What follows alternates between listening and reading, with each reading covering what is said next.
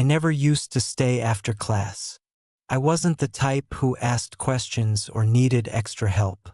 I just did my work, kept my head down, and walked out when the bell rang. But that afternoon was different. Maybe it was because I'd been zoning out during the last 15 minutes of class.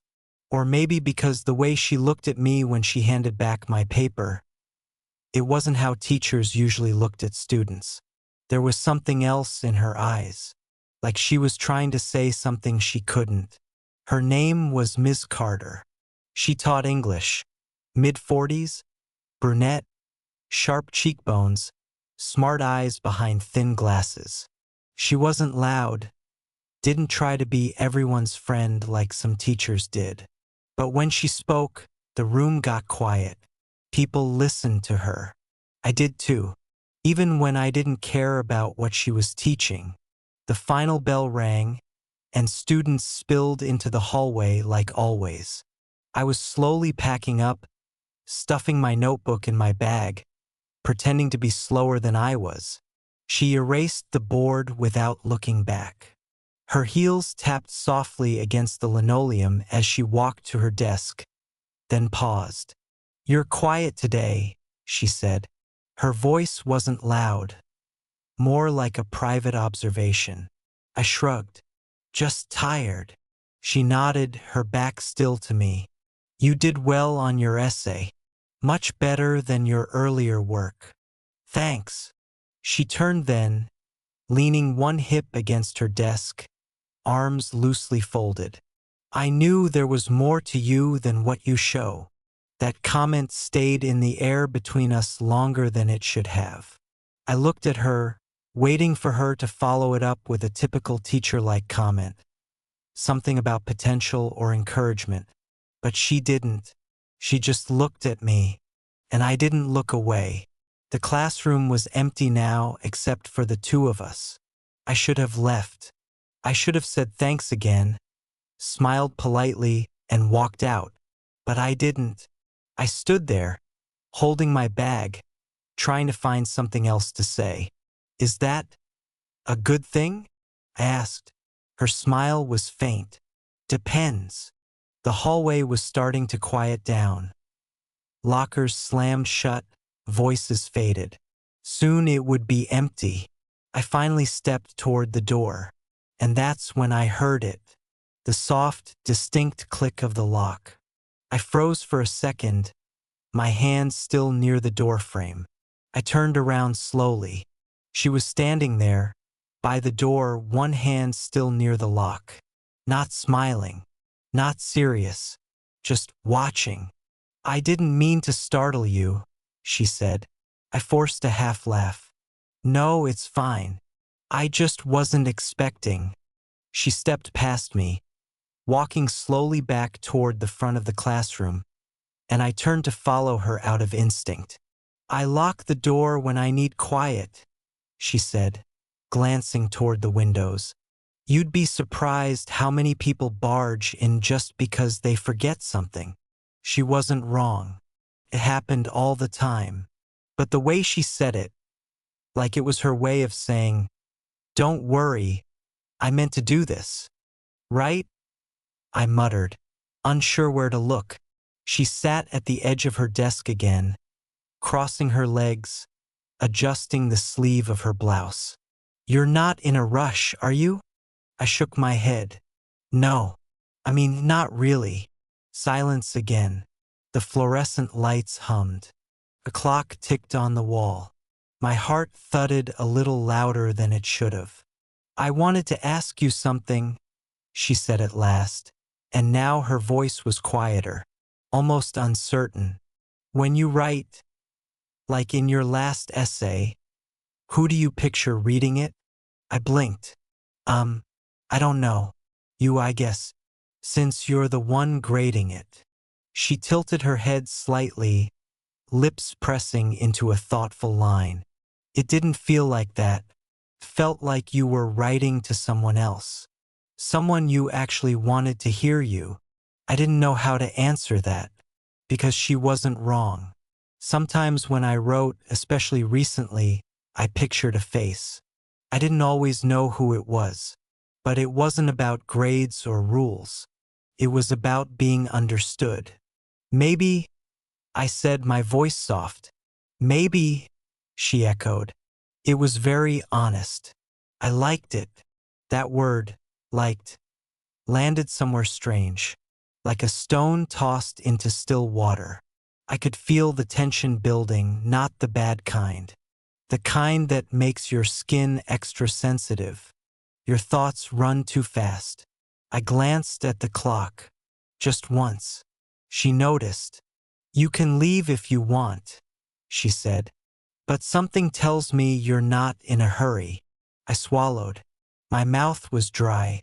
No, I said quietly. I'm not. And that's how it started. Not with a big moment. Not with a dramatic confession. Just a locked door, an empty room, and the realization that neither of us wanted it to stay just another ordinary afternoon. I didn't sit down. Not right away. There was something about standing, about still having the freedom to walk away, that made me feel like I was still in control of the situation. Like this wasn't something I was letting happen. But the longer I stood there, the more I realized I wasn't looking for the door anymore. I was looking at her. Miss Carter stood slowly, the soft material of her skirt falling into place around her knees. She didn't say anything at first, just moved toward the windows and pulled the blinds closed, one by one, until the late afternoon sunlight was cut into warm slices across the floor. Then she turned. "Do you know why I stayed in teaching?" she asked. That question caught me off guard. I shook my head. "Because," she said, walking back toward her desk, "for all the noise, for all the headaches, sometimes a student surprises you, and you remember why you're here." I wasn't sure if she meant me. I hoped she didn't. But also, I hoped she did. She sat on the edge of the desk again, now only a few feet away. The room felt smaller. The space between us felt different. Not uncomfortable, not unwelcome, just charged. Like a wire buzzing with quiet tension. "You ever feel like no one really listens to you?" she asked, voice softer now. "Like people talk at you, or around you, but not to you?" I nodded. Slowly. "All the time." She smiled faintly. "Me too." The silence wasn't heavy anymore. It was intimate, safe, like a quiet that knew it didn't need to be filled. She uncrossed her legs and stood, walking past me toward the whiteboard. For a moment, I thought she was going to erase something again. Instead, she ran her hand across the edge, pausing. Then she turned her head. "I read your essay twice," she said. "First as your teacher, then as a woman." That made my breath catch a little. She wasn't playing around. This wasn't a misread moment. This wasn't my imagination. "I probably shouldn't say that," she added, "but I'm tired of not saying things. Life's too short to be silent all the time." I finally moved, slowly, toward the chair closest to her desk and sat down. My legs felt strangely light, like my body hadn't caught up to my mind yet. "What do you mean?" I asked, though I already knew. "I mean," she said, turning to face me, "I see the way you look when you think no one's watching. I see how you listen more than you speak. And I see the way you write, not like a boy, like a man trying to figure out what matters." That word again, man. It sounded so different coming from her. She walked back toward me, her steps slow, her gaze never leaving mine. "I kept wondering," she said, "if you noticed me, not just as your teacher, but as a person." Couldn't lie. Not now. "I did." She smiled. And for the first time since I'd met her, that smile wasn't filtered through professionalism or polite boundaries. It was real. It was warm. It was dangerous. She sat down in the chair across from me. For a second, we just sat there, knees almost touching. "I keep the door unlocked, you know?" she said suddenly, with a small laugh. "Just in case." "In case of what?"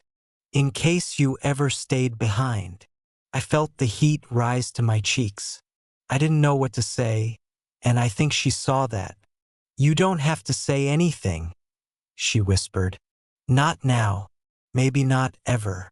But I wanted you to know." She leaned forward slightly, and I could smell her perfume. Subtle, not overwhelming. Familiar in a way I hadn't noticed before. "And if I stayed?" I asked. She looked up at me, her eyes steady. "Then maybe you'll find out who I really am." The clock ticked louder in that silence. My heart beat in my ears. Outside, the hallway was empty. Inside, the door was still locked. And for the first time since I stepped into that classroom, I didn't want it open. She didn't say anything else right away. Just sat there, across from me, between sunlight and shadows, waiting. I wasn't sure if I was supposed to do something, say something, stand up, walk away, close the space between us. Instead, I looked at her, really looked. Ms. Carter always seemed composed, like nothing got to her. But now, I saw something else behind her eyes. Not nerves, not regret. Something more complicated, like vulnerability or hope. "You know," she finally said, "when I started teaching, I was barely 5 years older than some of my students. I used to think it would get easier with time, the distance between us. But it doesn't. Not when you find someone who reminds you of yourself, or who makes you feel seen again." I stayed quiet, not out of fear, but out of respect. The moment felt fragile, and I didn't want to ruin it. She looked down at her hands. Her fingers traced the hem of her sleeve absent-mindedly. Then she looked up again. "My husband left 6 years ago," she said plainly, as if it was just a fact, like the date or the time. "Said I loved the job more than I loved him." I didn't know what to say, so I just listened. "I poured everything into teaching," she went on. "Every paper, every late night, every lesson plan. Because if I stopped moving, I had to feel how alone I was." She laughed softly, almost at herself. "Then you started staying after class. First it was questions about homework. Then it was essays. Then it wasn't really about the work at all, was it?" I shook my head slowly. "No, it wasn't." She leaned forward, resting her arms on the desk between us. "I don't want you to think I'm unstable or unprofessional or anything like that," she said. "You've just been a quiet part of my life for months now. The kind I didn't realize I needed." My throat felt dry. "You mean, like company?" She looked at me with a soft but unblinking stare. "I mean connection. Something real. Someone who listens.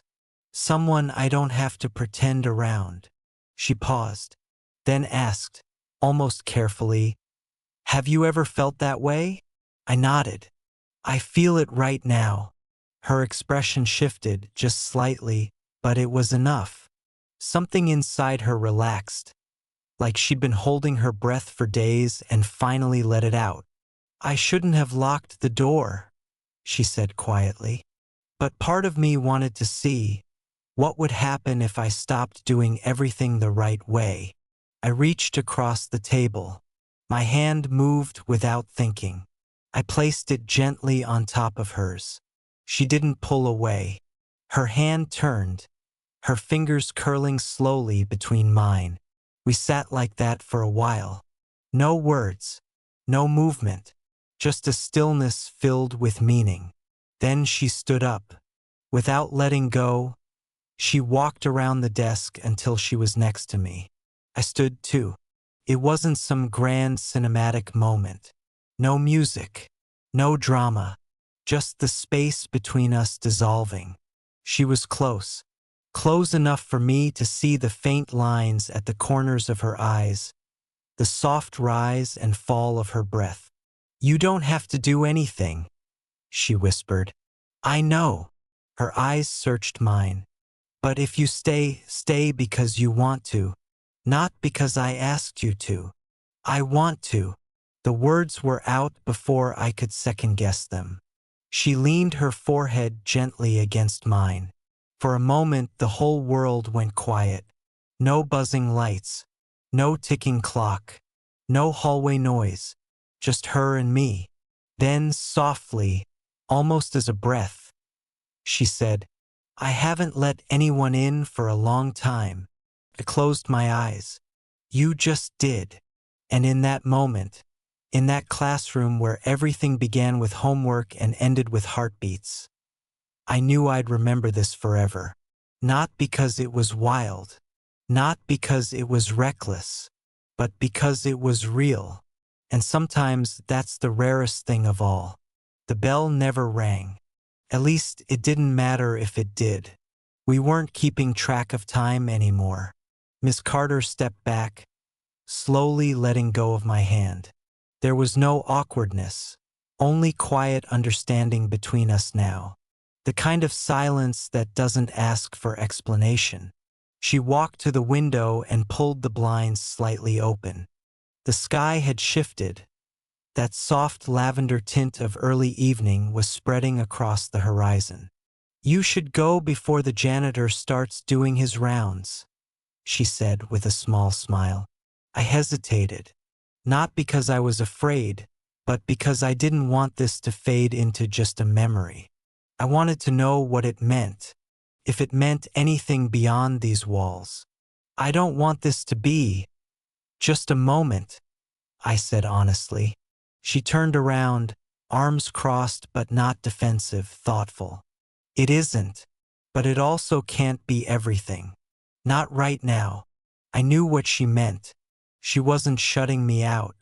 She was protecting both of us from what would happen if we didn't think this through.